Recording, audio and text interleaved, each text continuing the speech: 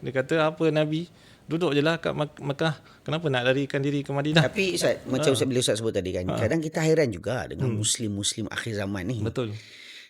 Mereka merasakan seolah-olah para akademik orientalis tu lebih berintegriti berbanding Betul. Muslim-Muslim yang dah mencatatkan sirah-sirah terdahulu.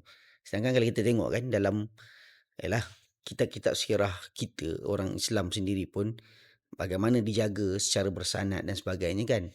Itu pun kadang nak dipertikaikan. Tiba-tiba datang orang yang orientalis ni, bila bercakap seolah-olah autoriti mereka terlebih daripada yang sepatutnya. Yalah. Ini pun masalah juga kan. Betul lah. Antaranya saya nampak dia lebih memandang kepada gelaran profesor, gelaran doktor kan. Jadi dunia sekarang ni memandang gelaran-gelaran itu, baru dia nak lihat kau siapa kan, aku profesor, aku doktor maksudnya mereka menganggap bahawa apa yang keluar daripada mulut mereka itu benar, itu tepat, itu menggambarkan ke situasi sebenar. Itulah masalahnya sekarang.